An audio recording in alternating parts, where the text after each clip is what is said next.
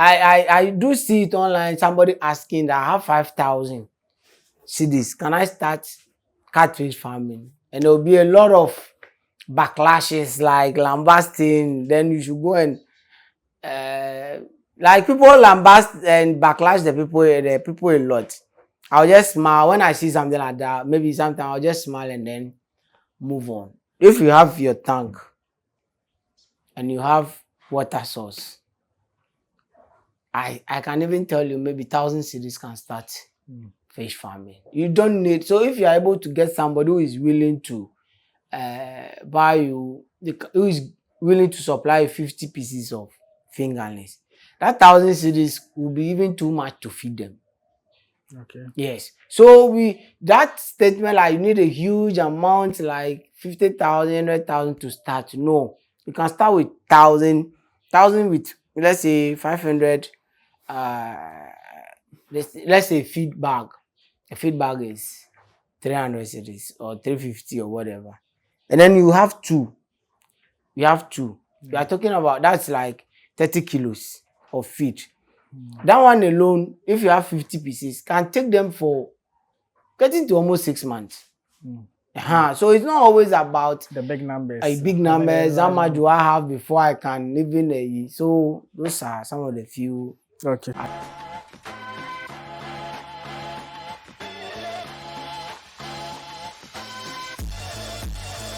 What's going, guys? Welcome back to another exciting family week in Ghana. If it's the first time seeing me, I'm Charles, and on this channel talk about farming and agriculture here in Africa. From the previous video, we had a conversation with Kosi about his fish farming business or fish farming hub in here, where they are mainly into the breeding of catfishes and tilapia. In this video, I'm going to learn about catfish farming. If you're a new beginner out there who want to venture into the business, what you are supposed to do, some information that will be useful to you in learning about the business of catfish farming. If you're already into it and you want to get more advanced information about it as well, this video is for you. You can get to learn something about it. So yeah, before we get into it, like, comment, share, and subscribe. As a goal is to reach 100,000 subscribers before the year ends. So please subscribe so we go together. Okay, without much ado, let's get into the video. So yeah, boss. So can you first introduce yourself to my people? Those who haven't seen you, because you spoke to Kwesi, so we know Kwesi. Okay. Those who don't know you, can you introduce yourself to us? I'm Adam. Adam. Yeah. Okay. Part of the B&N family. Okay. We've been doing this for the past 2 or 3 years. Let's say 3 years, basically. Nice. So it's some kind of partnership. Business that you have here. Yeah. Okay. So basically, we produce only fingerlings, and sometimes we help people produce the big ones, table size, smoking sizes, and then when somebody wants to do hatchery, we kind of help the person in the setup and everything. So yeah, that is basically what we do here. Okay. So yes, but in this video, I want to learn about catfish farming. Okay. If people want to start the business, what they are supposed to know about it, some do's and don'ts, where do they start from, what do they need when they are starting the business? Okay, so basically when you come to catfish farming, the most important thing in catfish farming is water. Okay. Yes. So when you want to start catfish farming, you need your water source. A very reliable and then good water source. You just don't any water source just because we are saying you need a water source, so you just go for any water. No, you need a very good, reliable water source, and then we have some parameters in the water you need to check out for before you use them for your catfish farming. Okay. So yeah, catfish, we've come a long way, you know. When we started catfish somewhere in 2013, 14, you see, it's been that long. Yeah, you see people post online, I'm looking for catfish, and then there will be no response for like the whole day. Somebody will post online, I need catfish, fingerlings, I need big catfish, and there will be no response for the whole day until maybe somebody will respond. How much are you looking for? How many are you looking for? Stuff like that. Yeah. And then we evolve all the way to this big, like kind of big business now where everybody is. A lot of people in the business are now, and they keep increasing. Yeah, you keep day in, day out. You keep having at least every single day, we at least have like 5 different numbers Oh, calling wow. to every buy single day. fingerlings and Yeah, juveniles and want stuff. to start catfish farming, fish farming generally, catfish farming, stuff like that. So that should tell you where we've gotten to. And the future is bright anyway. We are expecting more people to Joining the business. join in the business. So basically, it's not bad. It's every business, there are risk factors. Yeah. So I really wish you can ask questions so Okay. down. So initially you talked about the parameters. Yeah. When it comes to like the water. Mhm. What are some of these parameters? Oh, we have what we call the pH. pH, normal drinking water, the pH should be around, I think, 6.5 to 7.5. Okay. And that's also good for fishes. The moment it goes beyond those figures, it's either acidic or basic, which is very harmful to the fishes. Yeah. So those are the parameters you need to look out for. We have iron, we have there are about 7 to 10 parameters which I don't have them off head. Sure. So when it comes to the water, what are the various types of water you can use when it comes to like the business of catfish? Borehole, it's mostly the best. We assume borehole is the best because it's more of disease free. Okay. Yeah, but all the other sorts of waters we have, waters. No problem. All other sorts of waters, like the rainwater, is also very good.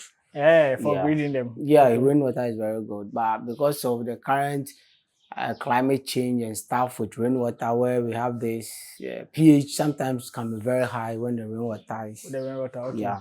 Okay. And then like every source of water, so far as the parameters are okay, are within It has a good range. pH, it has an Then the they iron are content good to of- go. So you mentioned the borehole, that the borehole water is normally This is good. free, This is yeah. stuff. But I know one of the issues that come with the borehole has to do with the iron content in it. Yeah. So more, it depends on where you're having your borehole. Some of the areas have a lot of iron content in their land. So with that kind of thing, I think simple filtration would help. Yeah. For simple filtration will filter out the iron content. But some are very salty, highly salty. With that one, you need what we call the reverse osmosis Okay. to be able to correct that anomalies in the water. Reverse osmosis is kind of like take care of most of the parameters. Okay. So whenever you have iron, The pH. pH, whatever, when you have your reverse osmosis set up very well, you can take care of all those things and then you are good to go. Can you let us know what the reverse osmosis basically is? If you maybe have. It's a machine Okay. with a lot of components. We mostly imported. Reverse osmosis is like a machine that's make sure that the water is of good quality. Yes. It takes out the impurities and stuff in it. Yeah, sure. So that's reverse osmosis for you. Takes care of all the impurities, the pH, the oxygen level, and everything. So basically makes the water clean for the fishes. Let's put it that way. Yeah. Okay. Now, when it comes to like the fishes too, like catfish farming, I know there are other forms of ways of going about it. That is, some use go by the tarpaulin pond, some use the earthen pond, some use concrete. Among these ones, what would you say is good? And what is an advice for maybe a new beginner who wants to start? Okay. What would you recommend? Nice. It's a very good question. So basically, all these three, the tarpaulin, the concrete, the earthen pond, and other sources that are emerging, there are some few ones coming in. Okay. They are all good. Let's say this is not your house. You can't build a concrete tank here. You can't use earthen pond here. You've rented a place which is not yours. You are supposed to move, but you need a side business to do. So you go for the tarpaulin tank. And then you also have your place. You don't want to destroy the land like by digging. So you build a concrete tank. You are good to go. Then somebody wants to have a land, wants to just use it for catfish business. That person can go for earthen pond. Okay, in terms of which is good, which is bad, and there's everything to everything. We have advantage and then disadvantages. Obviously. Yeah, what I realized in Ghana is most of the earthen pond constructors I know of, Yeah. we don't really know how to Go about it. go about it. Because earthen pond is supposed to have inlet and then outlet, something you can just open and then the water goes. But most of it, when you go to people's farm, you realize it's more like how do you call it? Manhole. Like a Just dam kind of that they built. yes. Though it works. It works. It has been working for all this while and it's still working. So we'll take it like that. But it's supposed to have an outflow where you can just open and the water will go out and then you bring in another source of water.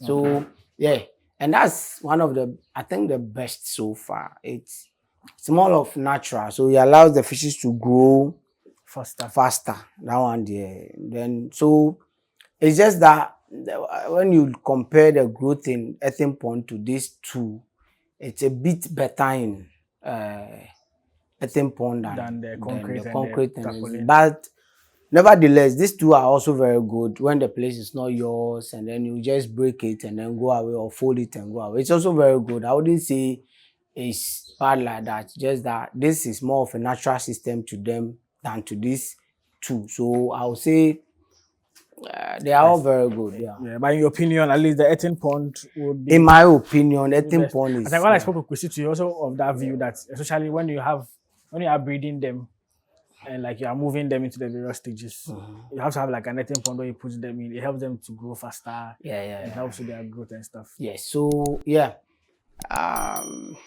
it's a very nice view anyway. But I think that's what we have observed over here. Okay. Yeah, people are using basically. I know a lot of hatcheries that are not using the earthen pond system. After hatchery to another setup, like more of tarpaulin and then concrete. Yes. Okay. And they are also getting a very good result. But we've realized that this is working very good for us. So we've decided to go after some few weeks, like 2 in a hatchery, we move them into the earthen pond for another 2 weeks. Then we move them now for grading and then sorting and then just back into the earthen ponds again. So it's working for us. So that's what we've been using. That doesn't mean the other setups are bad in a way. You can use a bowl, normal bowl, just bowl. You have your aerator, then you hatch. Oh, okay. Yeah, it doesn't necessarily mean you need to have some sort of big setup or anything. Just that your water flow through system, your water exchange system should be top notch. That's all. You are good to go. When you hatch in a bowl, they can be able to fetch all the water out and then introduce another new set of water. You are good to go. Yeah. So we don't need any big. No. Sure. So we'll come to the hatchery later on. Okay. Look at the hatchery, how to go about it. No problem. So that people can learn one or two things about that. So still on starting the catfish farm. So now we've looked at the water, we looked at the pond. Now when it comes to the fishes, I know, can you take us to the type of fishes we have? Okay. From like the point where you hatch them, if I put it that way. From the point. Yeah. So let me say we have for the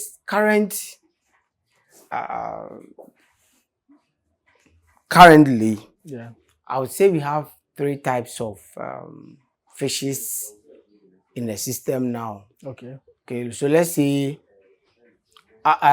with the catfish, we have 3 types that are mostly cultured in Ghana. Okay. So what are they? We have the clarias.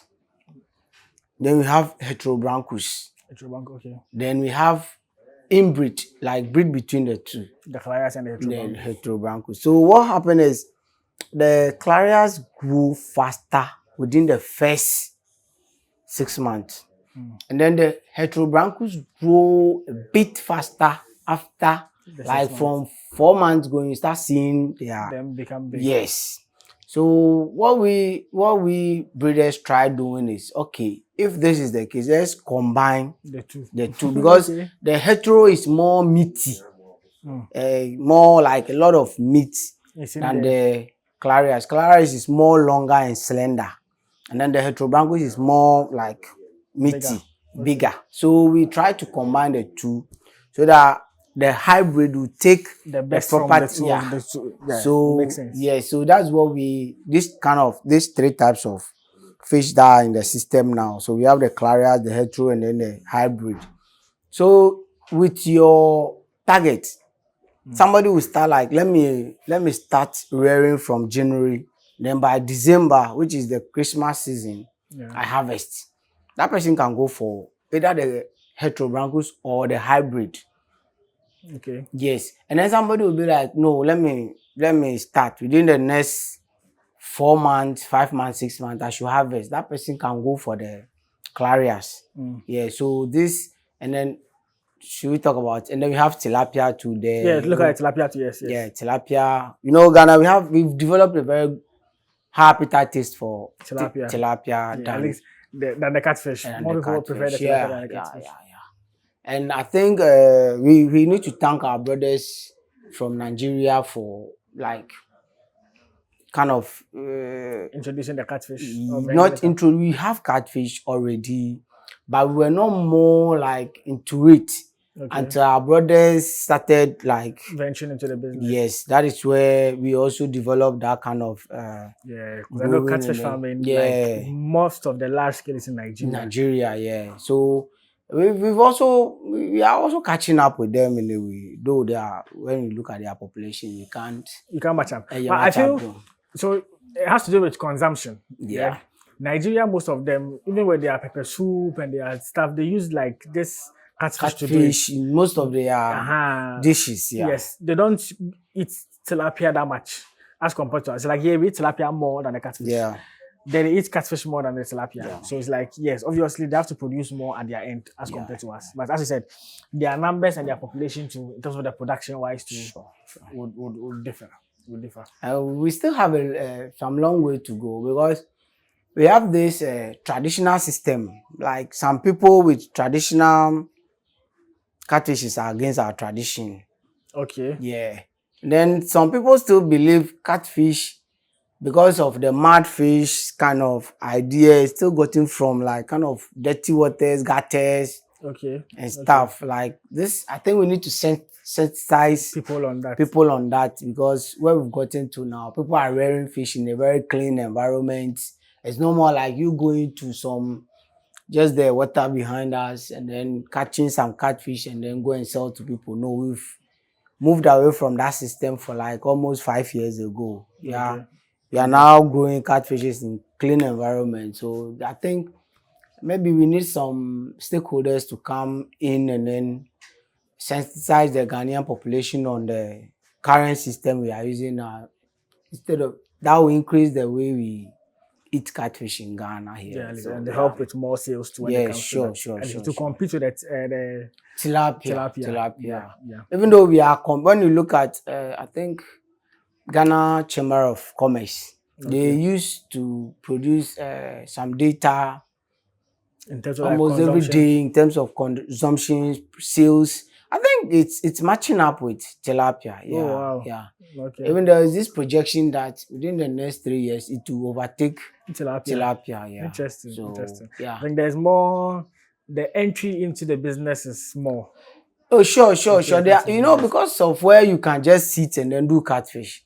Yeah. Even though you can sit at the same place and do tilapia, but it comes with a little bit of additional costs to do tilapia in the same setup as compared to, you can just use this thing to produce catfish. But when you want to do tilapia to grow out here, you need to add some extra stuffs before you can get a very good growth. If not, so with catfish, you can just stay in the comfort of your home, your porch, your bedroom, your bathroom, and then you do catfish. Yeah, so all those things are. I think so. This kind of answers the question to us. Someone might say, "Oh, I want to go into catfish, but I feel like I don't have a land to start the business. I don't. At least you can do it at your house. You can just have like a tarpaulin pond in there, and also like start." Yeah, that's what I was saying. I used to have a guy who was using the bathtub in his bathroom, in his bedroom for hatching. Yes, he just converted the outlet into, you have this something, you just convert it, put a net in there where the fishes will not pass through, and he was hatching in there. Nice. Yeah, so you don't need this big space.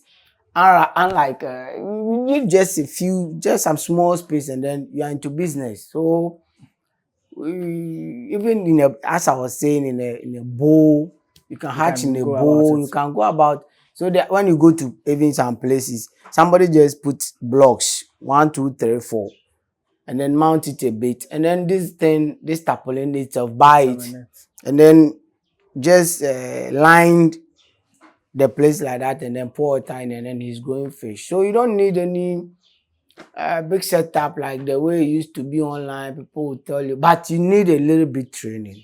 That is, To do that. yes. When you want to start catfish farming, you need some sort of training.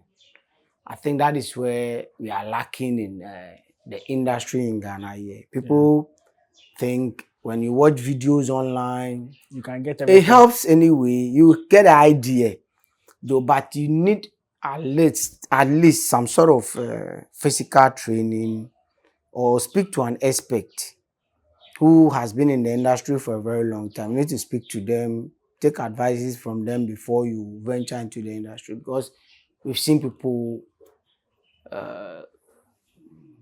we've seen it going bad for some people. Yeah, just because of hearing, like we've heard it's like this, and then we've heard this. I don't want to spoil people's business. It's not everything you hear online and those kind of things That you should run by. yeah. So you speak to some experts or those who have been in the industry for a long time before you just venture. Yeah. Okay. Okay. So we're talking about the breed for the tilapia. In Ghana, what are the various type of breed that we normally go into? I think as for tilapia, we have over 50 species. Okay. Yeah, but I think the one we have in Ghana mostly is called Orochromis niloticus. Okay. Yeah. That's like what's the name?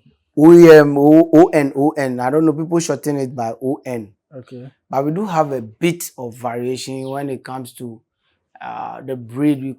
There are some we call the genome. I need to read a bit. No So we problem. have F genes, then we have G genome something. They are all in the system, but they are all Orochromis niloticus. Yeah. So it's just that they are improved. Maybe I feel the water. Can I drink water? Yeah, you can. So they are just improved breeds, but they are all O niloticus. So, but we do have Tilapia zili. Those are the green ones, and then we have Mozambicus. We have a lot. A lot in the system. But at least the Ghana, the one you mentioned, the O niloticus is what we mostly grow in Ghana. Yeah. Okay. So another thing too. So if someone is starting their catfish farm, let's get catfish. I know there are fingerlings, there are fries, fingerlings, juveniles, jumbo. Among these ones, which one would you say a new beginner should go with? As a beginner, the least you should go for is juveniles. The least. You have jumbos. You have a lot of sizes out there anyway, but it comes with prices too. Yeah. But the least you should go for should be juveniles. When you've at least mastered a bit, and then at least your experience is top notch or a bit okay, then you can start with the fingerlings. But as a starter, you should always insist on juveniles. That should be your least. This thing you should go for. Yeah. Okay. Is there a reason? Yeah. This thing gives some few challenges, the fingerlings, because of we are lazy in sorting. As this my experience in the farming, I think Ghanaians, because I'm talking about Ghanaian farmers, so I would say we are lazy in sorting. Okay. Sorry. Oh, no problem. They have this idea, like the moment they buy like 1,000 pieces, pour them here. If they're supposed to take 1,000, pour them in there and then feed them to maturity. But even if you look at twins, sometimes one grows faster than one. The other. Yeah. And then these animals are cannibalistic. They feed on each other. So the moment a head becomes bigger than one, it's the next thing it's thinking of is how to catch the smaller head to eat. So you need to sort them out. Yeah. And sorting is one of the best things that happens in this farming that Ghanaians don't know. It's the best. You can even get 1 kilo in 4 months when you sort. Oh, okay. But yes, but we are always waiting for. I have 1,000 pieces of catfish. I fed them and then they are. So as a beginner, these are the few. That's why I said you should talk to an analyst, an expert in the industry. As a beginner, these are some of the few things you need to do. The sorting should be top notch, and then the water exchange. Some of the water exchange, the way we change water, people drain out the whole water and then bring in a new water. We call something shock. Okay. Yes, shock. So the water you are bringing in, the parameters are different from the water in which they are. Okay. So you draining all that water and then you bringing in a new fresh water, kind of like, I say, picking somebody all the way from air conditioning room and then throwing him into an oven. Yeah, there's a difference. Just straight like that, the person might die out of shock. Yeah. So you introduce your water whilst draining, then you introduce your water. So whilst this is going out, then the new one is also coming in gradually, and then they adjust their body system into the new water coming in. And then people to feed immediately after they change water. No, you put a lot of pressure on their digestive system. Yeah, because now there's new water and there's a lot to catch up to. Like, we are in a new environment. They know you're feeding them. Yes, so they need a lot of, as they are in the new system now, they are coping oxygen wise, pH wise, and then now food. They've eaten again now, they need another extra oxygen to digest that food again. So you come out the next day and then they start calling you, my fishes are dead. What do you do? Oh, I change water regularly, and then then you will start thinking about what really happens to. They will not tell you the whole thing too. So that's why I say you need a bit of training before you go venture into the catfish farming like that. If not, these few challenges are going to Okay, so at least you are changing water, you don't have to drain everything out. Yeah. You introduce new water whilst that one is going. Well. So those are some of the few things I can remember now. When we are going on and then I remember something they need to learn. I'll chip in and then let's look at the feeding. Okay.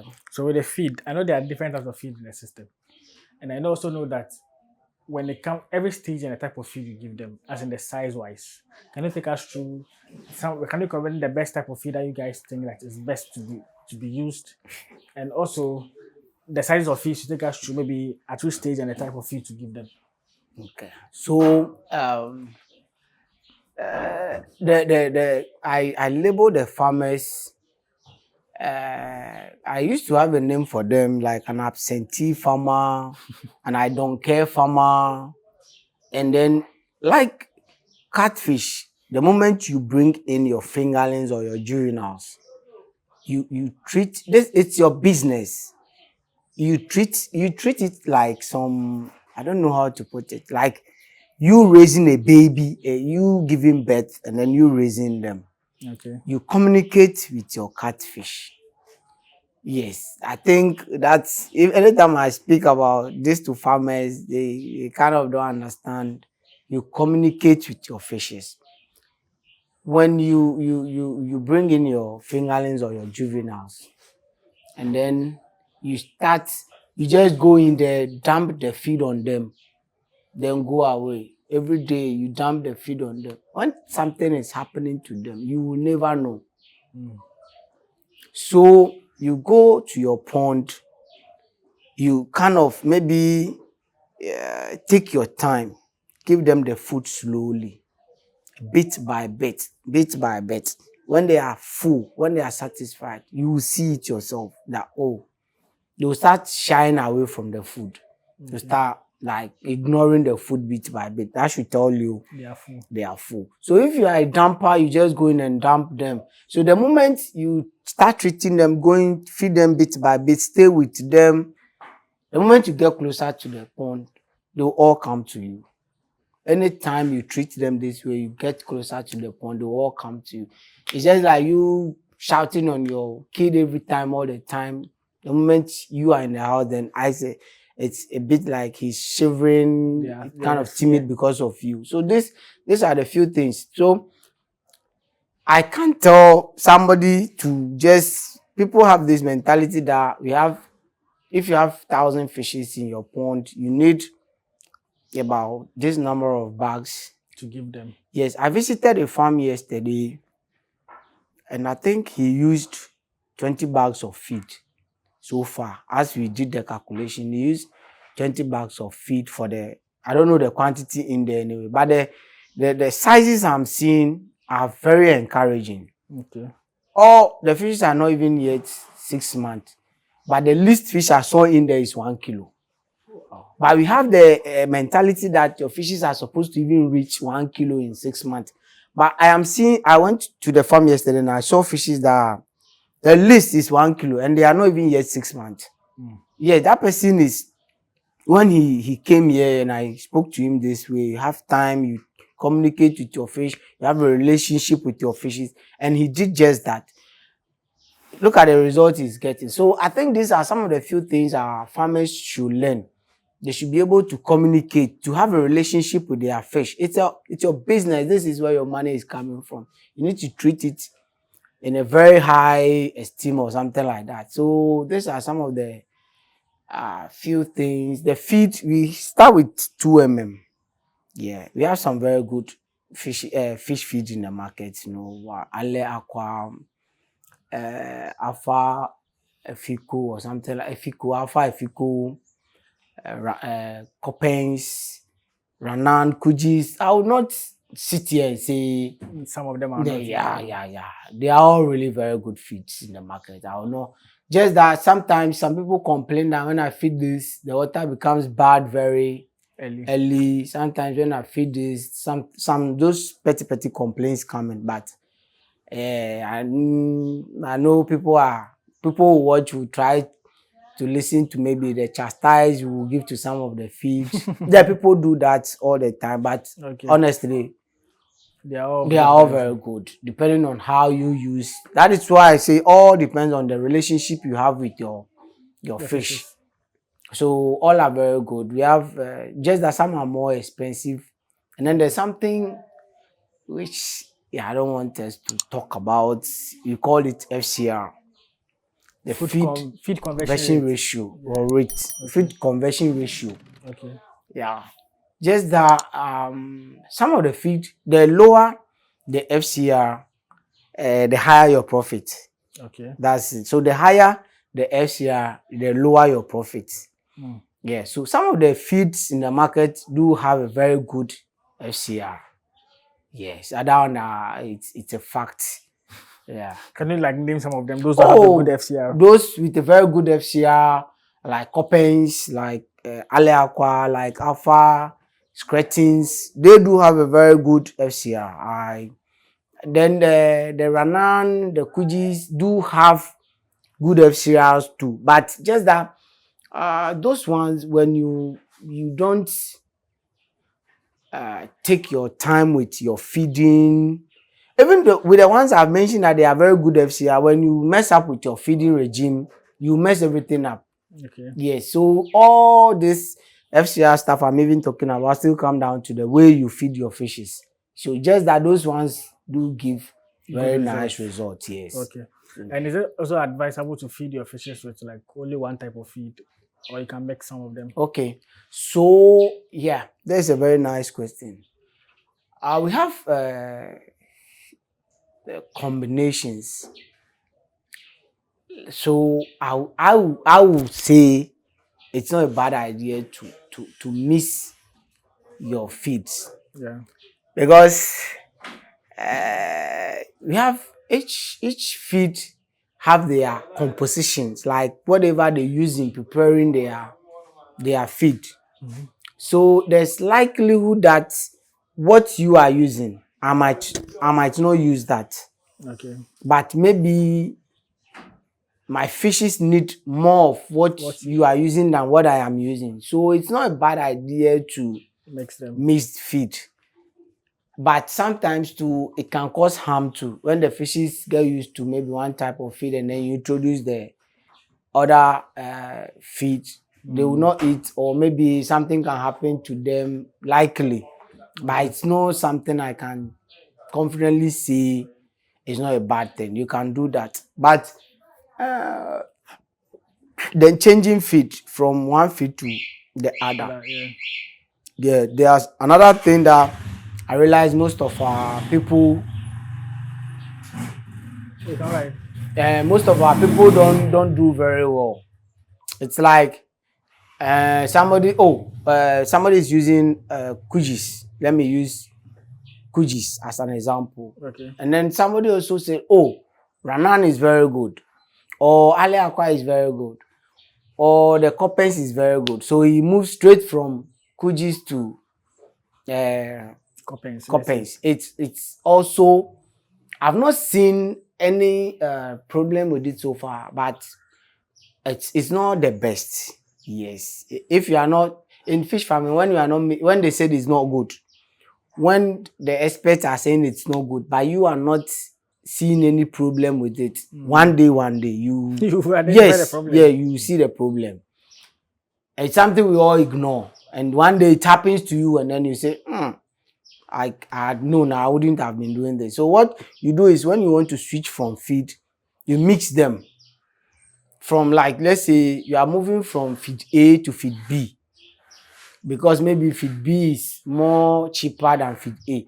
So then if you should buy the feed B bag, you have this rationing. You take like 70% of feed A mixed with 30% of feed B. Then you feed them for like 2 days or 3 days. Then now you come to 50-50.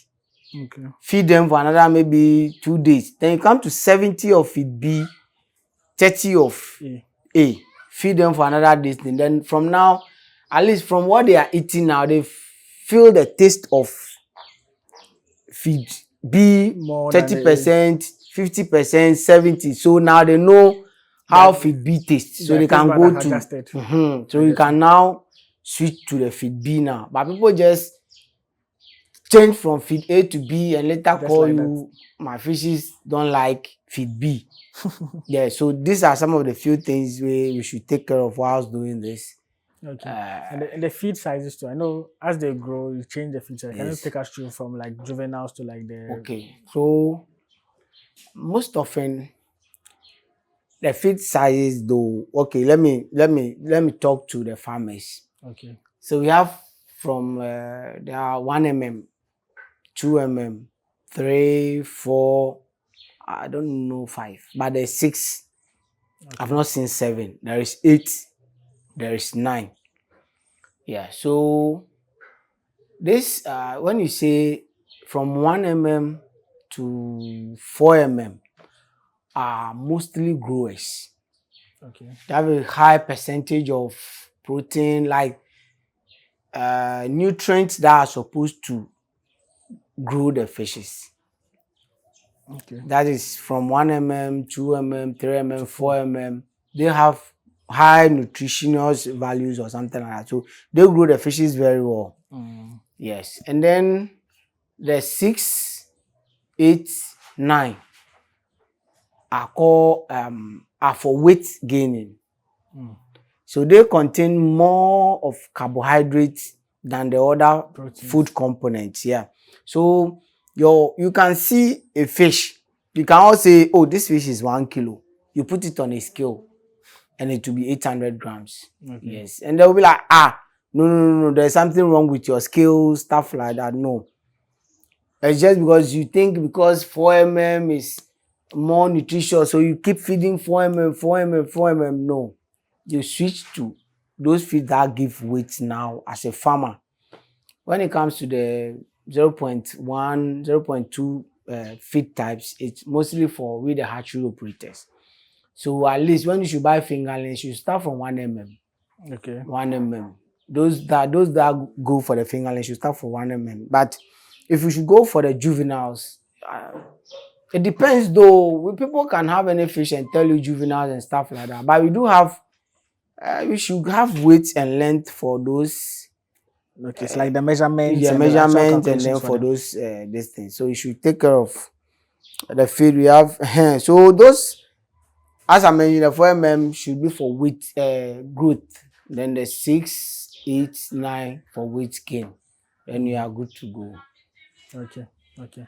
Can we look at diseases that affects them and how to go about it? Wow, interesting. I like the way you say it, interesting. Okay.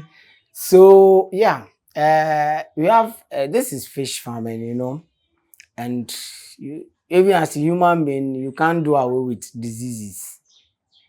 There's if my brother were to be here, Yeah. he will tell you one statement I used to tell farmers: you can't control fish diseases, so don't bring it. Okay. Fish diseases are very difficult to control. Seriously. So I always tell farmers, don't even bring it in the first place. Yeah. So we have some few things, diseases like streptococcus, fin rot, rotten tail, holy head. Holy Yeah. head. Yeah, you see a hole in the head of the fish. Yeah. Okay. Crackhead. Okay. See the head divided into two. Yeah. All those things are kind of lack of something in your feed, Okay. some sort of how will I even put it? Like a fin or not say, Death in the water. not dirt in the water. I say like an unconducive environment or something like that For the fishes. Yeah, for the fishes. Yes, you go to somebody's farm and you look at the water in which the person is raising fish. Like you ask yourself, is this person normal? Sorry to say, because this is you are using money to buy feed. You use money to buy the fingerlings, and you look at the water and they will tell you, oh, I've not been having any mortality in this. Oh, even one for the past 2 months, only one died. So that person is inviting disease. I don't know, knowingly or unknowingly. So that person like this not meeting the diseases for now, it's okay.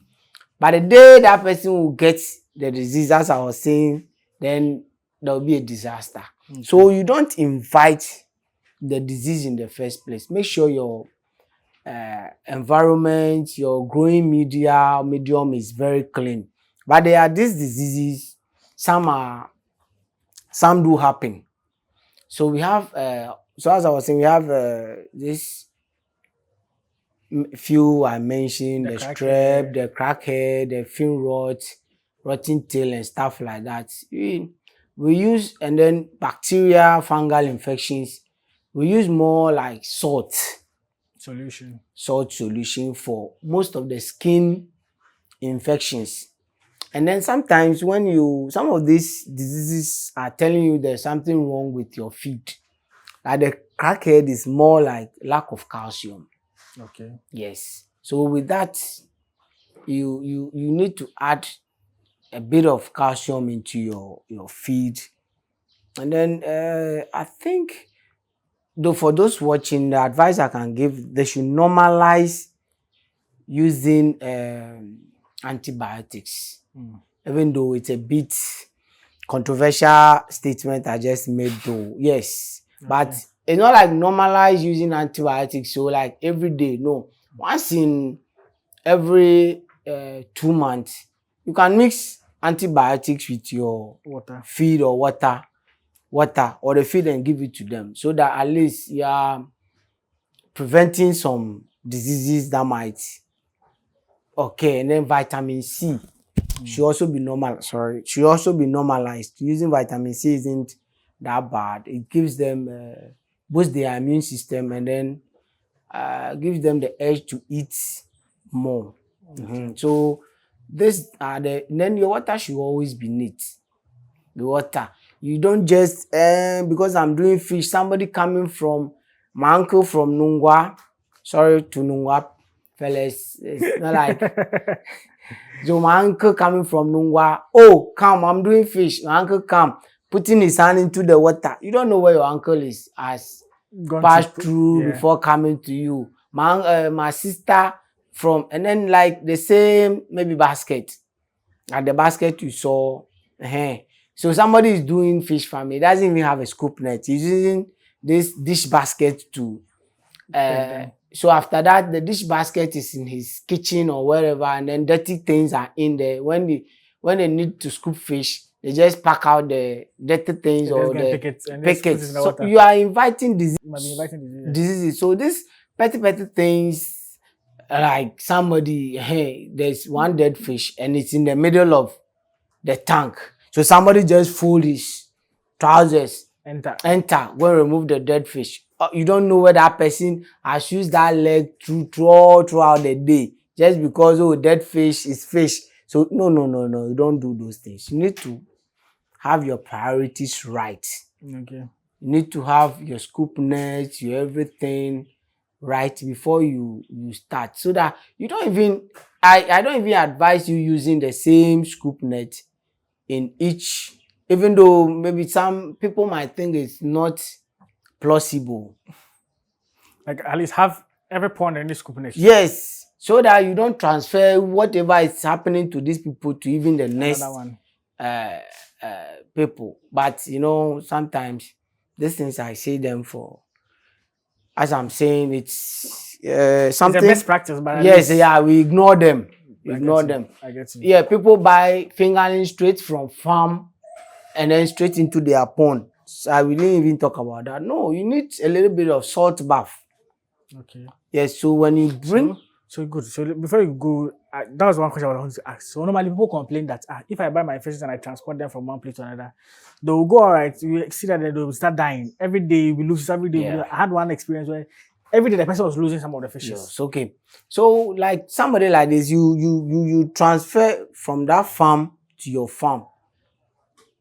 Definitely, you've brought something from that farm to your farm.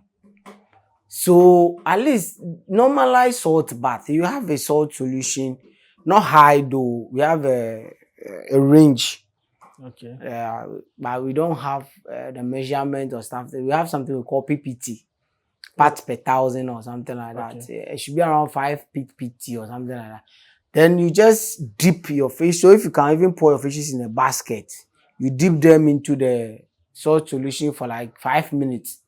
To at least to clean off all the diseases on their body that you are carrying from that farm to your farm before you transfer the fishes to your pond.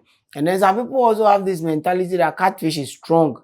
They can So survive. they are hardy and stuff. So somebody will just, after transferring the fishes into the basket, the way they even pour the catfish into their pond, it's like they are pouring palm nut. Like, Just like that. no, these are fishes. Like you don't do that. So those are some of the few things people need to take care of, and then you are good to go. Yeah, so just lowering when you get your fishes from like a supplier and you're putting them in the fish in the pond, I believe you just how do you go about it? You just take your time and tend them in how do you do it? Okay. So let's say I've bought my fishes from B&N Farms. Okay. I've transported them in these gallons to my place. When it gets to my farm, what am I supposed to do, and how am I supposed to put them in the pond? Okay. So what you do is what I will advise you to do today is when you get your fishes from B&N Farms to your farm, when you get to your farm, get a bowl. Get a bowl. The water in which you are going to introduce that fish, get some into that bowl. Then now pour our fishes into your water with our water. Okay. After that, when you have a basket, normal basket or scoop or whatever that the fishes can contain, Then you should have your salt solution, your salt bath or salt solution. Then you transfer those fishes now into that salt solution with your water now. Okay. And then if it is scoop or basket, when you get into your pond, you lower the basket all the way into the water. Tilt it a bit, let the fishes swim freely out. Not like you pouring it like some. We all do that anyway. But it's not the best practice. But we also do it. But as for advice sake, don't do it. It's not the best practice. Lower the basket, let them freely swim out, and then you are good to go. Okay. So I think the other area we'll look at is marketing and sales. Okay. So we all know generally the standard rate that they grow to is 6 months. Right. Yeah. Some people can have 4 months and they've grown and stuff. That is depending on some of the things you mentioned. Okay. So when it comes to marketing and selling of the fishes, I have people who complain a lot. Hey, I have a lot of fishes. People are not buying. People are probably calling you, come and clear them. You know, when you have them in your pond, you have to be feeding them. You are spending money feeding them and stuff. When it comes to these two, how do you go about marketing and sales when it comes to like the fish farming business, well, the catfish? Marketing. Marketing is a very whole like a weak topic on its own. Yes. So yeah, I will label. Sorry if you are a farmer watching this, but I will label Ghanaian farmers when it comes to marketing as lazy. Okay. Yeah, lazy. Because yes, online is very good. Facebook, the Twitters, the social media is very good. So currently what I am noticing in our farmers is the moment their fishes get ready, they post it on social media, and that's all. Okay. They expect somebody from social media to come and just take their fishes away. It's as we are talking here. I wish I can do something which you edit. You see where that polytank is? Yeah. Hmm? The house. Yes, that house polytank. That's the house behind the polytank. There's a man there doing fish farming. Okay. Yes, the man called us that he saw this thing on social media that we are doing catfish fingerlings and we are in Kasua. In Kasua where we say we are around the Melcom, and then okay, he said okay, then we should meet at the Melcom. So the two of us, just here, we left here. He also left his house and we went to meet at Melcom. Before we all came back to this place, he was like, I just leave just here. You go are here. So what I'm trying to say is, even 100 meters away from this place, people don't know we are doing fish here. So most of our farmers are kind of hiding their fishes. Their immediate neighbors don't even know they are doing fish. This woman has been bothering us every day. She thinks we are doing the market, the grow out here. Yeah, so she's been bothering on us every day that when is your fishes getting ready? I want to buy some. There's a place we buy our normal cooking stuffs, like what we cook. Yeah, the vegetables and stuff. Yes, just at that blue this thing. Yes, when she heard we are doing fish, I don't know how she advertised, but people do leave money with her. Oh, to come that buy fish, and we will tell her, oh no, we are not doing that size. So I realized that more people are more interested in somebody bringing truck to buy it in large quantity. When you even call a farmer and said, oh, somebody wants 40 kilos, you'll be like, oh, like, sorry, I'll spoil the money. Stuff like that. No, like, so those are some of the few things I've noticed in this thing. There was a day I was going to Winneba. Okay.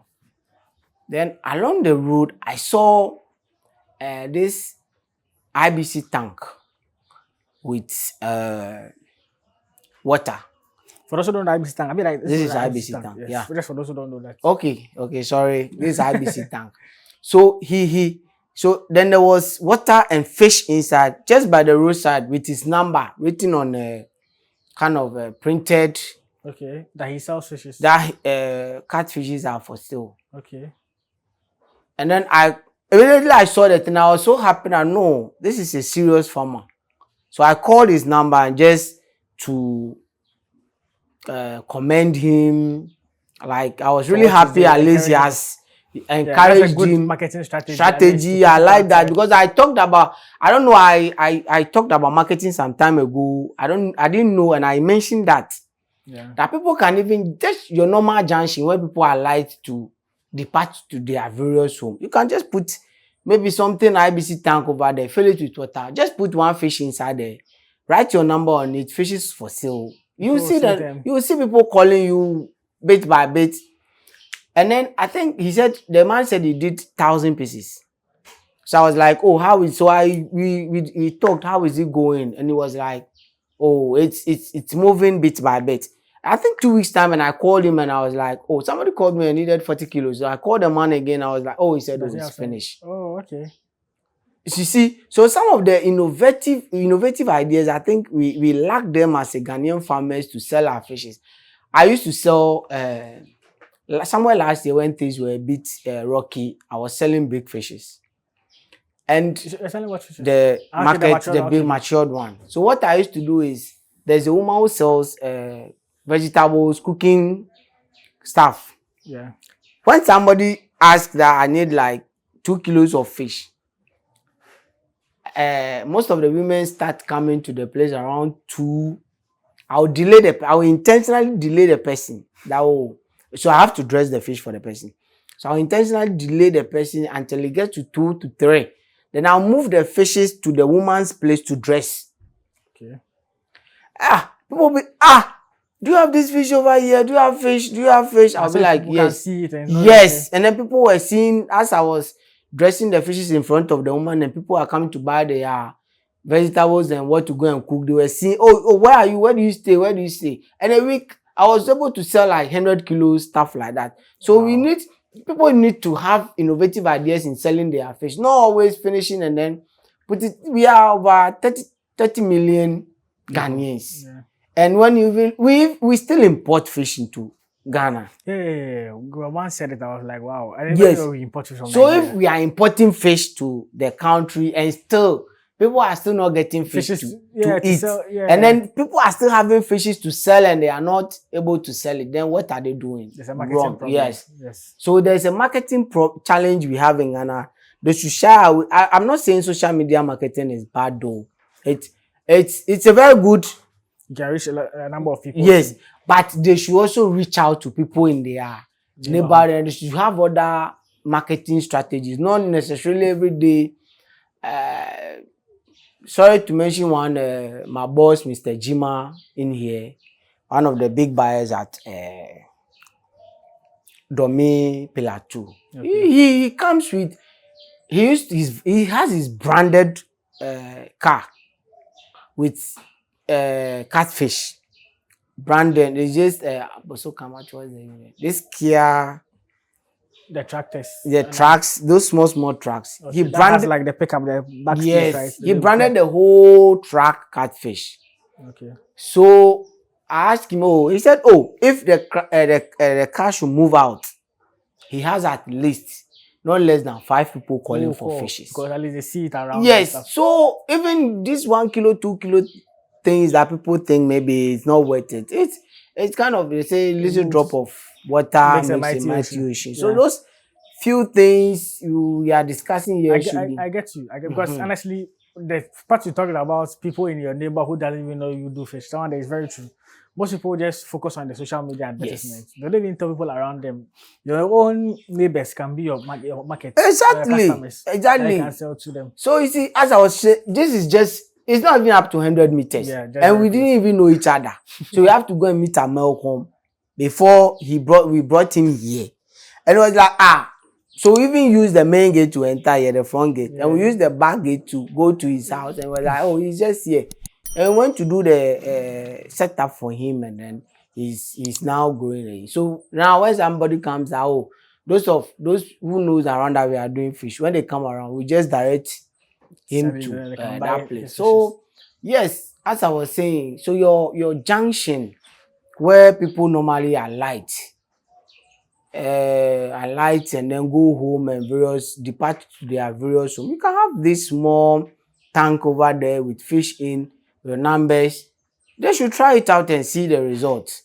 Yeah. So these are some of the few things. And then sometimes too, I do work out to people are also in more about the point and kill guys. Yeah.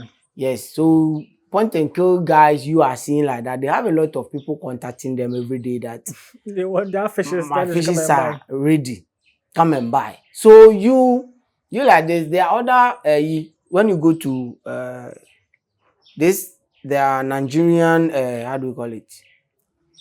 The restaurants or Not restaurant, where they sells Nigeria vegetables, Nigeria food stuff and spices, like foodstuffs. yeah.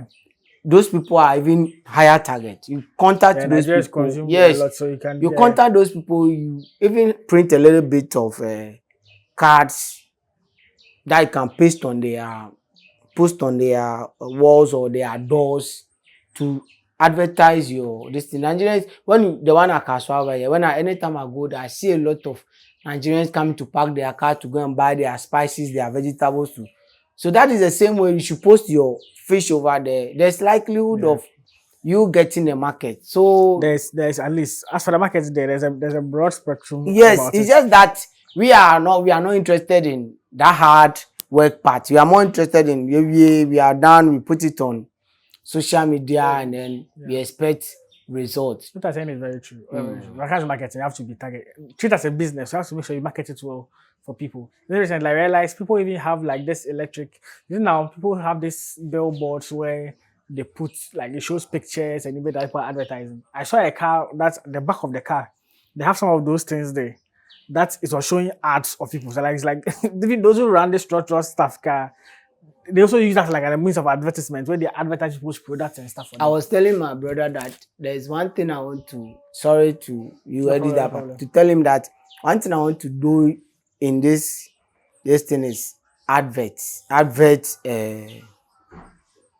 like billboards, not this normal billboards that are like television. Yeah. That's Yes. what I was something similar I was saying that they Yes, had. I was telling him that I will go into those billboards that are like television along roadside, whilst you can watch like adverts purely. But I was telling him I want to do it as a music, Okay, to promote the promote music music, ones. Okay. yeah. Okay. But as you are even bringing this catfish, I realize it's even Yeah, something we can all look at and then means of so advertising. those things are I was going to circle the other time and I saw a very big billboard. It's still there. Just last week, very big billboard with catfish. Yes, that is the extent the person has gone To sell. to sell his fish. A very big billboard at circle with just when you're about to get to the OE and then the VVIP, there's a big board the at your, bus terminal there. yes, just at the ending of Audome Cemetery. A big billboard with, I've forgotten the name, with numbers, fingerlings, and then all the services is provided with catfish. That is how he has been able, like how to the extent he has advertised his fish. Yeah. So I am appealing to our farmers to do more about the marketing than just be a social media. I don't know the number of people the social media usage in Ghana. Okay. Nowadays it's up. Most people are on social media. Even from the old to the Gen Zs, everyone is there. But just that you have to go a step further to at least push your stuff. Yeah, I was saying something like even I went to supply fish to a woman at Circle, I think last week or last 2 weeks.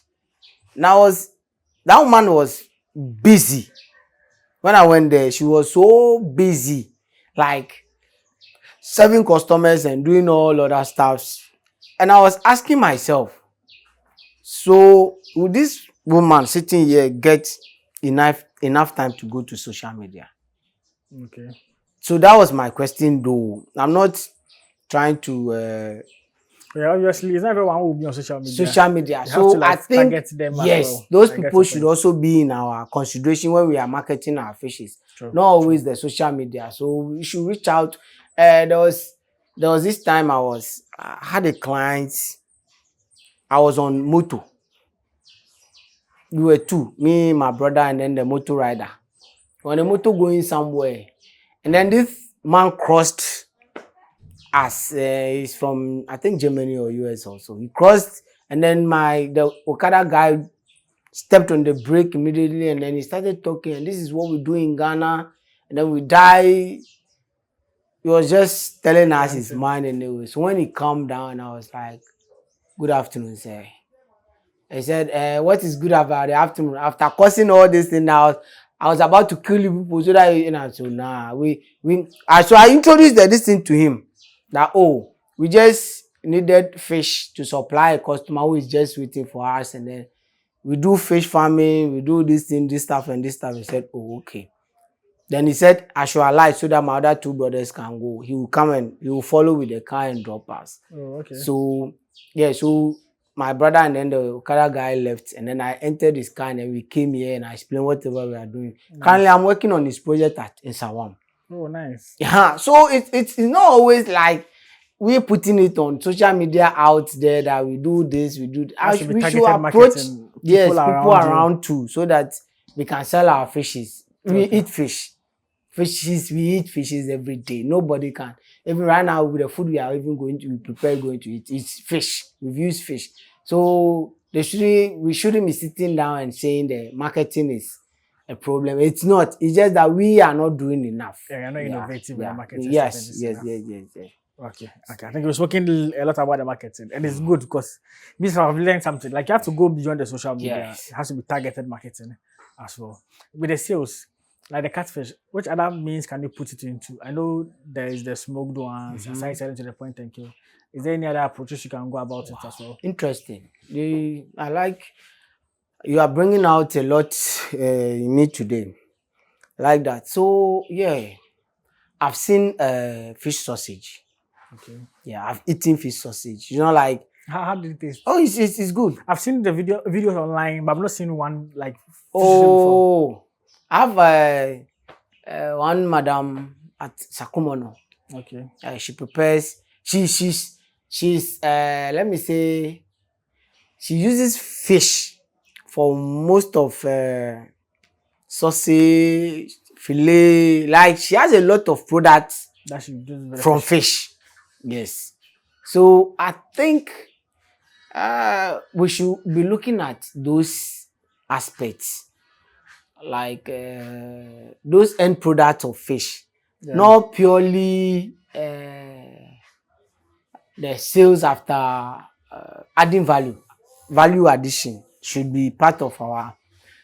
I've not. This question is a bit tough for me because I have not myself delve into the other ones. That's okay. Yes. So what I know is I know one person who is doing fish sausage for now, which I have eaten, and yes, it's good. Yes. Okay. I think he's doing it on a very small scale because I think at the end they just grill it by the roadside, and I think she said a church on Sunday she has this in front of a church that she grill and then sell. I think we should venture into that and focus innovative ideas about how to add value to our fishes and then increase the consumption. Yeah, I think so. Yeah, I think I've heard of the sausage as well. It's a sausage I've heard of, and I think fish balls. Oh, there's some I've eaten. I don't know if they've pounded the whole thing. Somebody gave it to me as a gift anyway, so I didn't know. I've not eaten it before until that time. It's like they pounded the whole. It was in the form of nuts, those like donuts, like round. Yes, okay. But it's more like fish pounded and then spices added and grilled. So when you are eating it, it's like the way we eat this thing. Oh, what's that one's name? this pizza's brother crowd. Shawarma. Shawarma. Yes, Okay. that's how the thing was like shawarma, but this one is full of fish. The content is fish. Yes, and I enjoyed it very well. But Okay. I didn't even ask where. Yeah. So we should be innovative enough to add value to our fishes too. Nice. I think nice, the sausage is what I know for now. And the more research should go into Yeah, it. yeah. Develop new ways, new strategies that we can at least improve upon some of these things. Yes. Okay, so we wrap up the video here. Is there any final message you have for new beginners, farmers who are into the fish farming business? Okay, so as I was saying about the marketing, the marketing thing is becoming like a hindrance. It's discouraging people because people want to do fish, and then they'll be like, "Hey, fish is becoming something difficult to market or stuff like that." You know, as I was discussing the marketing strategies with you, there are more. You just have to go research, do your research very well in terms of how to market your fishes, and then you are good to go. So nobody should discourage anybody that fish farming, it's profitable too when you do it well. It can mess you up too a bit when you don't do it well. So nobody should discourage anybody that fish farming is not good. So, and as a beginner, if I'm to start my own fish farm, so I'm starting today, how many numbers would you advise that I should start with? as a beginner, when you want to start, you should be more concerned about learning than somebody will say, "Hey, I'm going to buy my fishes, my feed, and I should be thinking of learning." No, that should be your main target. So you can start with somebody as a beginner can start with 10,000. Yes, yeah, oh yeah, we have beginners who are starting with 5,000, 10,000, and they are doing very well because maybe they have the right people to guide them through. But if you are a beginner, you don't have anybody to guide you through, you can go for some few numbers like 200, 100, 300, and then you try your hands with it and see the mistakes, those things you do. Yeah, but sometimes it's all come down to the fingerlings sellers. Yeah. Hence, we don't want to. We want to hear big numbers. So at least you know you are selling your fishes. Yes. We want to hear big numbers like I want to buy 10,000, I want to buy 5,000, I want to buy 30,000. Those are the figures we love to hear.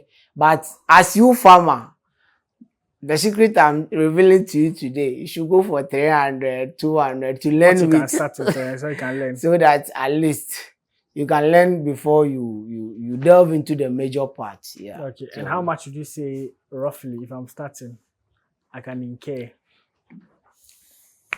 Another interesting question. People, I do see it online. Somebody asking that I have 5,000 cedis. Can I start catfish farming? And there will be a lot of backlashes like lambasting. Then you should go and like people lambast and backlash the people a lot.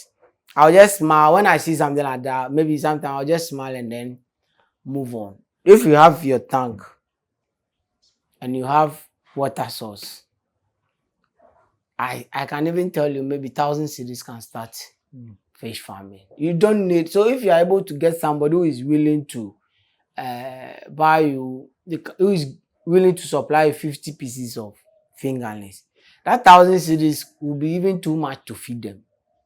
Okay. Yes. So that statement like you need a huge amount like 50,000, 100,000 to start. No, you can start with 1,000 with let's say 500.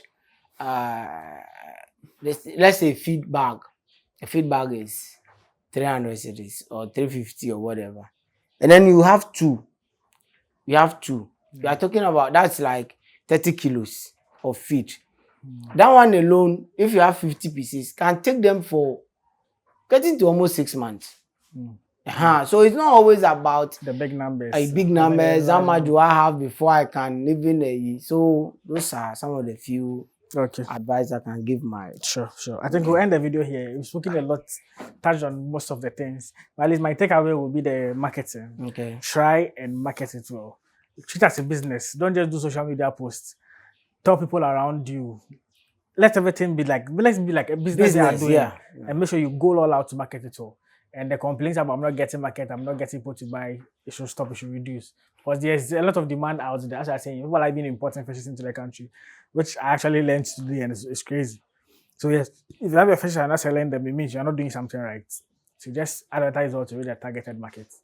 Okay, so we're end the video here. I believe you learned something new, as I've also learned. As I've shared mine with you, let me know what you also learned new in the comment section. That's if you watch this video to this end. And I'll be expecting to at least hear you guys what's something you've learned, something you can also recommend or suggest to other people to start their fish farming business as well. All right, I'll see you guys in the next one. Like, comment, share, and subscribe to this wonderful family. All right, peace out.